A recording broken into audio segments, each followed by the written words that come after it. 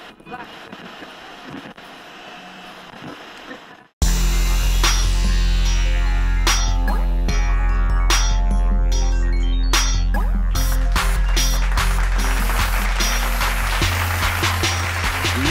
to Menagerie. I'm your host, Doran Joseph, and I'll be taking you on a tour of this bizarre planet that we live on and introducing you to some of my colorful friends in the meantime.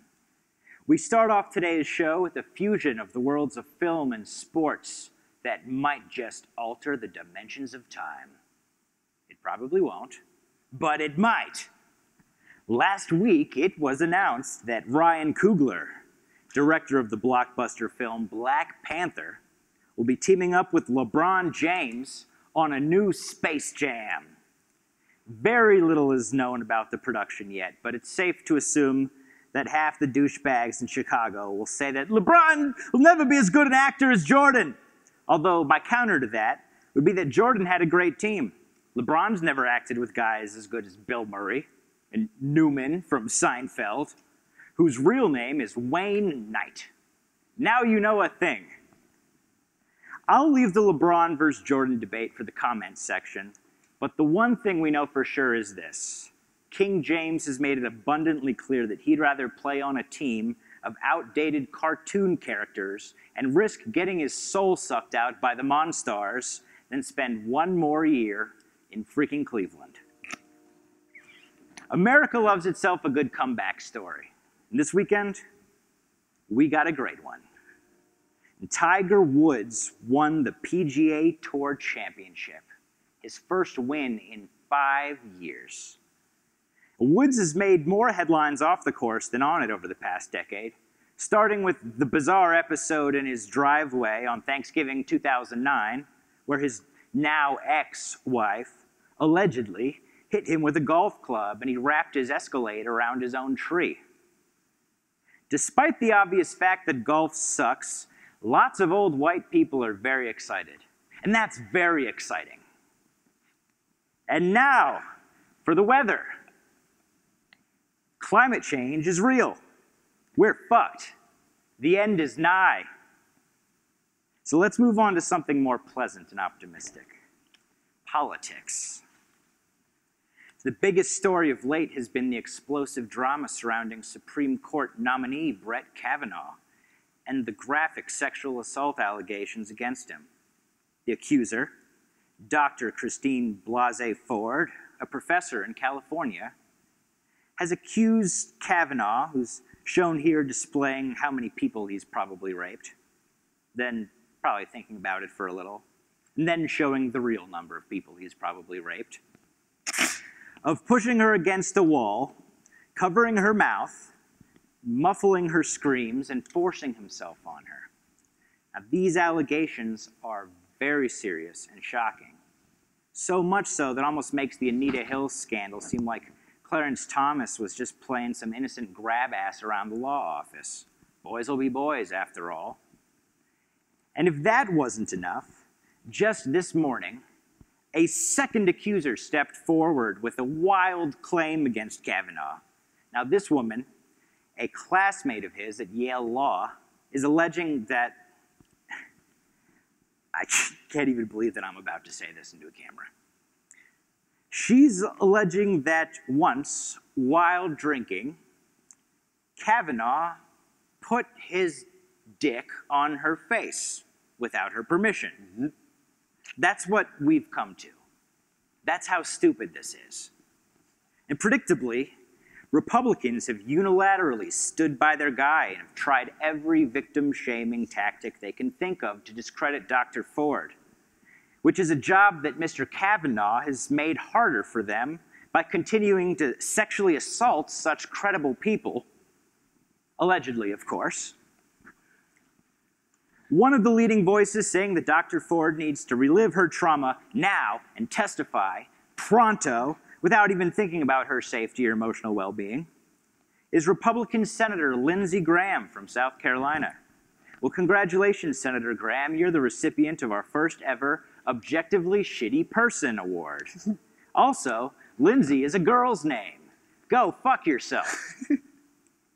And finally, We couldn't discuss current events without mentioning the 2007 winner of the Fame Award for Breasts of the Year, Miss Stormy Daniels.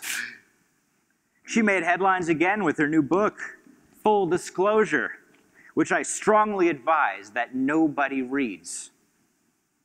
Apparently, Stormy goes into juicy details about Donald Trump's junk, which would be irresponsible for me to not recite verbatim, so that the image never leaves your head and you're stuck in hell with the rest of us.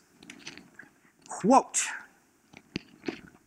I lay there getting fucked by a guy with Yeti pubes and a dick like the mushroom character in Mario Kart.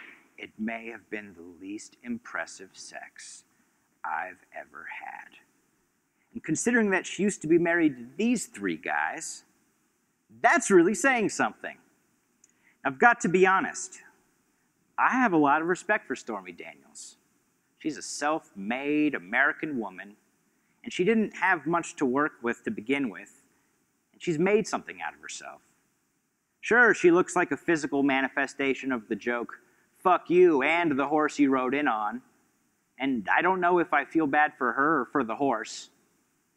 But either way, somebody owes me $130,000. This is the mistress of the President of the United States, ladies and gentlemen. We are in crazy town. And now it is my pleasure and privilege to bring up a good friend and an unbelievable variety talent. She dances in all forms and mediums. I am so excited to bring up Miss Ember Rain. Hi. Hello. Hello. How you doing, Ember? Good. How are you?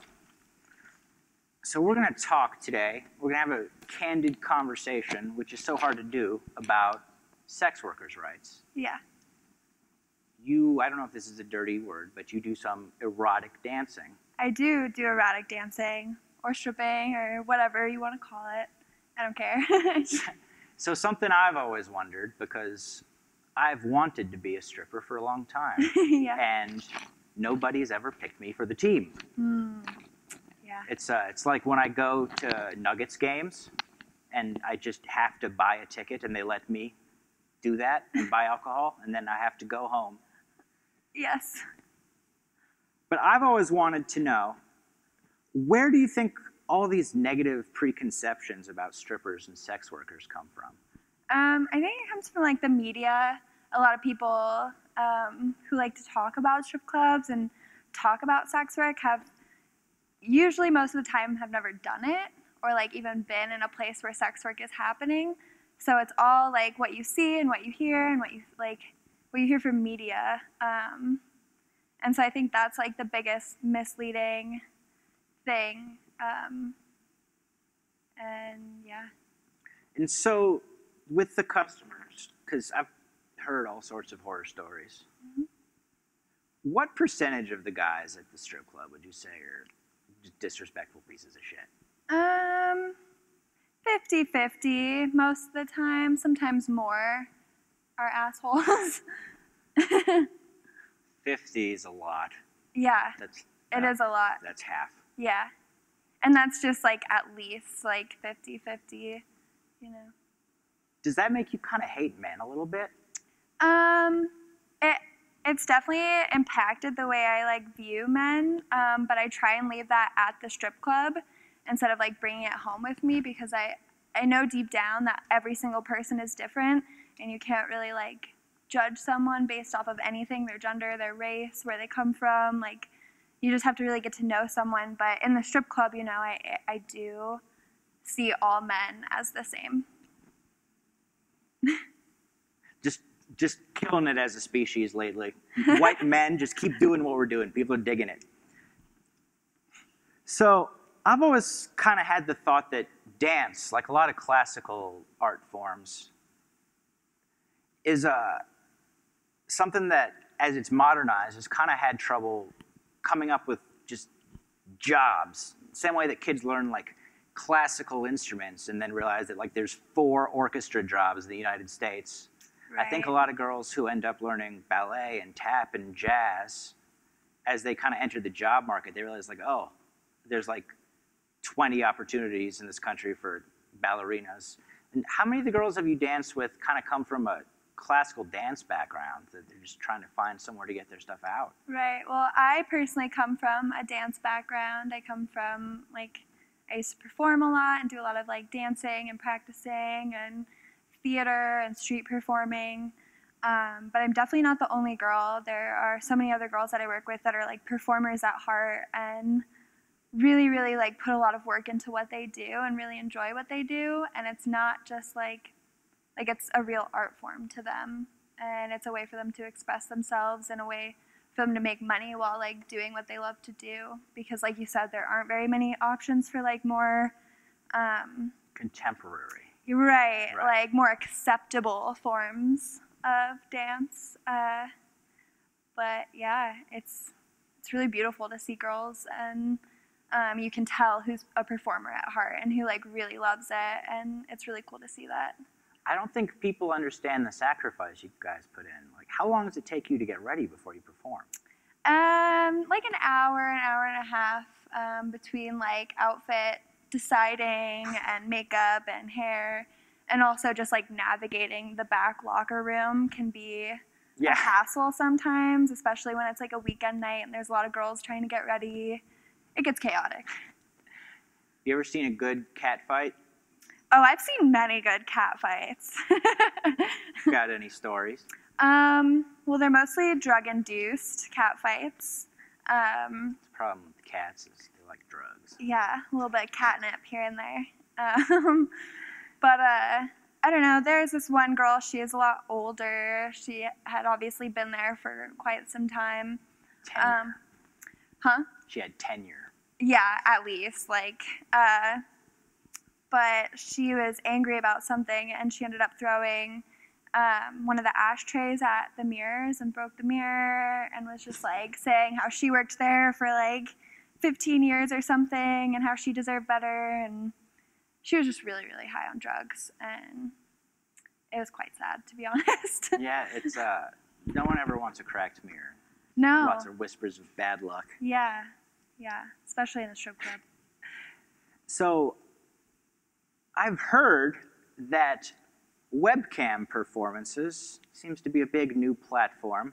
Mm-hmm. I've never seen one, obviously, but I do get pop-ups from time to time. And I was wondering, with webcams on the rise, it's kind of a new platform for dancers to set up shop in the comfort of their own home. Mm-hmm. Could you ever see strip clubs going the way of Blockbuster and being completely obsolete in like 10 years? Never. So with the way things are right now with FOSTA and SESTA, which are sex trafficking laws that are there to try and prevent sex trafficking, but what they actually do is make it harder for people to find people who are trafficking victims, and it also makes it harder for actual sex workers who are trying to, like, safely do their jobs. But with that, I think, you know, everything on the internet is going to get a lot weirder, especially with cam girls. I don't necessarily think cam girls are going to, like, go out of business either, but, like, promotion will be harder, and talking about it online will be a lot harder. And so, honestly, the strip clubs are going to start to fill up. And I've already seen them filling up, and there's a lot more women in the strip clubs, not just wanting to strip, but wanting to do other forms of sex work, and it's because it's really one of the only safe places for those women to do sex work. Right, there's at least a bouncer or something, because right. If you were a sex worker, which I'm not saying I am, although the price is $50 million. Okay, we all got a price.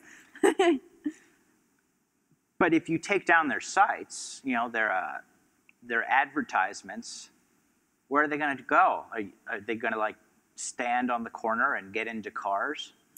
I mean, it happens, but that's why I said the strip clubs are going to fill up, you know, because it is the safest place. You can talk to other girls about certain customers and see what their experiences with those customers are, when you used to be able to do that online before FOSTA and SESTA. You used to be able to talk with other women about certain regulars and if they were, you know, dangerous, or if they were totally cool. And so you can do that in the strip club, basically. You can figure out what's safe and what's not safe, and it's definitely more safe to find clients in the strip club than it is on the street corner. How much do you feel that kind of the gray area that happening casts like a shadow over, you know, the pretty legit and harmless dance operations, you know, the girls that don't do that are doing? I personally don't think that full-service sex workers are taking away any of my money, even though I'm not a full-service sex worker. There are plenty of men who want to be teased, who want to like have that fantasy experience but not go all the way. And I personally don't think full-service sex workers are taking money from dancers. I'm certainly not. I've been trying to. Ember, thank you so much. It's so cool to just talk to somebody candidly about these kinds of things. You know, anytime. There's this veil of secrecy that people tend to have. Right. So we're about to bring up our second guest. He's a good friend. He's a rapper. He's a philosopher. He's a king. My buddy, Mr. Looney Ando. What up, buddy? Hello. That shirt is loud, brother. Yes, it is. I think you've got every color represented on there. Representing hard. Yeah. You know, gotta represent to the fullest. So, Mr. Looney, you're a man of many hats. I mean, you have lots of hats, but also it's a figure of speech. More than the most. That means you've done lots of things. But lately, you've been killing it in the rap game. Yes, sir. Been trying to stay busy. Kind of tell me what it feels like to be a white rapper in the rap game with all the stigmas about white rappers out there. Nah, I just stay light-skinned. Yeah. Yes, I do. It's rough, but you gotta stay. It's rough business, you know, coming from my background. And did you see the recent familiar. beef with Machine Gun Kelly and Eminem? Who? Machine Gun Kelly. Who's that? His name is Kelly, and he's a machine gun, allegedly. I don't use guns. Yeah. No, that's super guns. distasteful. I know nothing about guns. I had heard that you were trying to do a little bit of sobriety. Yeah. How's that going? It's great. Yeah. It's great. You been able to keep up with it? Yeah. My mental stability is very clear. Nice, nice. I've tried to do that. Yeah, I got this new organic tea. What kind? It's called Looney's Love. Go on. Looney's Love. I brought you a sample actually right here. Which is weird because I mentally prepared it and put it on the table without it. I didn't even have to check. Is it like a yerba mate? Nah.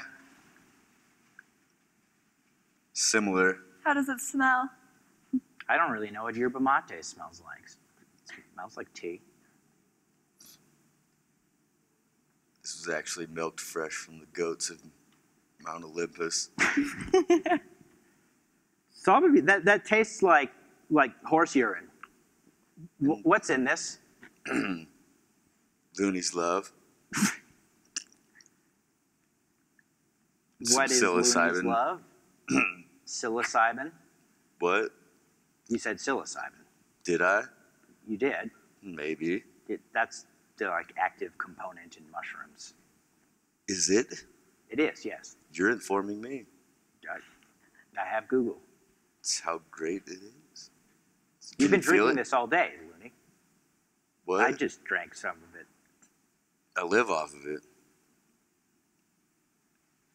How much of it have you had? Enough to boost my social economic availability. Looney, you told me you were going to take this seriously. I am serious. We're shooting the pilot. We'll want the plane to go down if you shoot the pilot. That's why I brought a bunch of Looney's Love. Do you have a website or an Instagram? Instagram? Ah, right. Yes. Yeah. I always got an Instagram, but hashtag Luniando Music. Luna, you're high off your ass. I had all these very serious questions prepared, and you look great. You're colorful. You're the one that's not being serious. No, you've just turned. You drank my tea. You offered me tea. I didn't know I had psilocybin in it. Do you take candy from strangers? Yes. That's what Halloween is. It's literally an entire holiday built around that premise. You get invited to have the most glorious night of your fucking life. So enjoy. Looney, I'm shooting the pilot for my fucking television show. Yeah, I'm shooting Looney Love all over your pilot. Ladies and gentlemen. Bang, bang. You've all been shot with Looney Love, and I'm sorry. Don't be. Don't be. Well, you can just stay right there, Looney. For some reason, I'm just more comfortable with you around. I'm in it to win it, baby. And our last segment of the day is a call-in we got from a friend, Adam, who left us this video and said that we're the only people who could possibly help him with his unique problem. Have a look. Doran, you and the Menagerie family are the only ones that can help me. See, my snake Norris here, like all snakes, he has what's called hemipenes, and, well, I'm kind of worried that he might be gay. It's fine if he is, but, I mean, there's just no way for him to tell me, and I want to make sure he's happy.